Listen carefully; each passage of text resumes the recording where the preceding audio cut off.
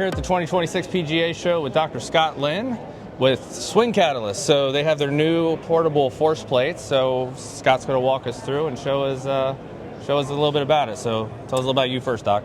So I've been doing this for a pretty long time now. Yep. I started with Swing Catalyst in 2015. And I just think force plates are such a valuable tool. Absolutely. They let you look under the hood and see things that your iPhone, your 3D motion capture system cannot see. Yep. And so it's kind of like cheating using force plates to teach golf.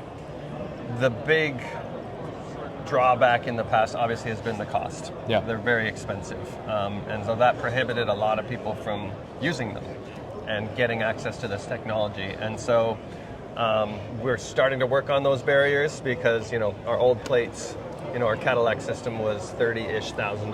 Yep. We now have a tool here, a new set of force plates that are 10.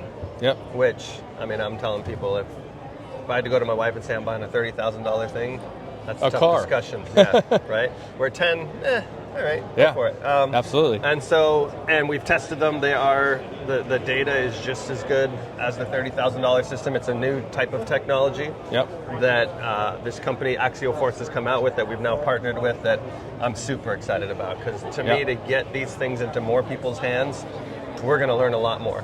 A lot more people using them, a lot more people having access to the data, a lot more swings coming back to us.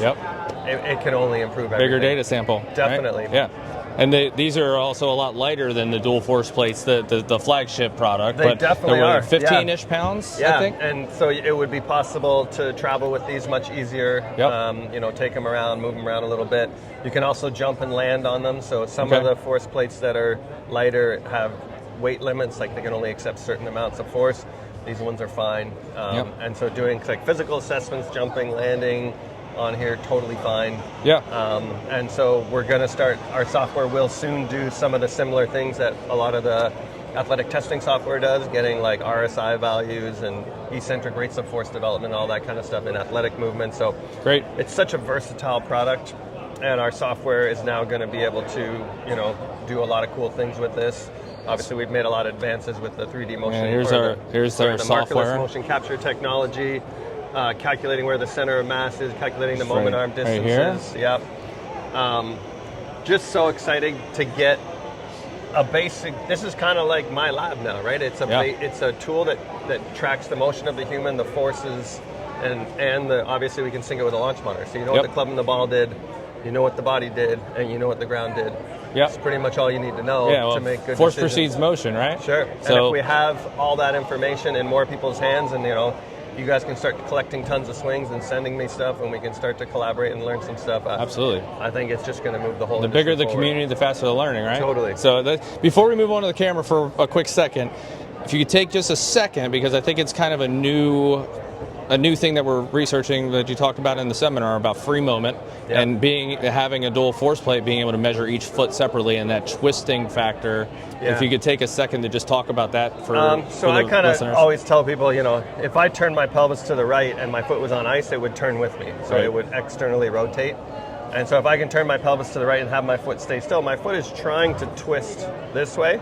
And so the action force is this way, but actually the reaction force is the other way. So ground's pushing the opposite way. It's a big decelerator, and you'll see a lot of people who don't have that, they can turn, and then they get stuck back here. So, and then obviously the opposite going through on the lead foot. And that's a force that I've learned a ton about recently just because of having access to these dual force plates. It just opened up a whole new avenue of being able to measure it and examine it and see when people are producing it, how much they're producing of it, and it's been very helpful to help especially high-level players. I don't too often get into the free moment with lower-level players. That's something that is maybe a little bit more advanced.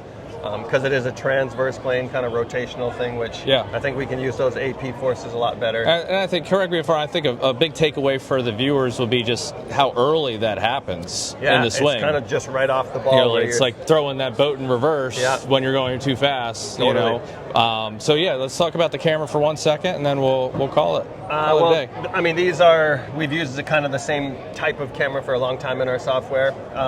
They're super high speed, high resolution. They give great images. They are a global shutter, so that means that we can So the thing opens and closes so that you don't get the blur. The distortion and that type or the of stuff. blur of the shaft. Yep. But we have had people asking for a really long time, can I use my iPhone with this software? Sure. And very soon that's going to be possible. Great. The iPhone does not have that shutter, so it's going to give a Look crisp different. image, but the shaft won't be quite as crisp. But to me, it's just such an easier option for a lot of people to, especially if you want to take these out on the range with you. Yep. Just bringing your phone with you and using it as a easier camera than a really camera, quickly. yeah. I think it's going to open up the product. So the cheaper force plates, being able to use your iPhone, I think that really opens up a lot more people to using this. Now we can calibrate the cameras to get rid of the fisheye stuff that sometimes people see in there.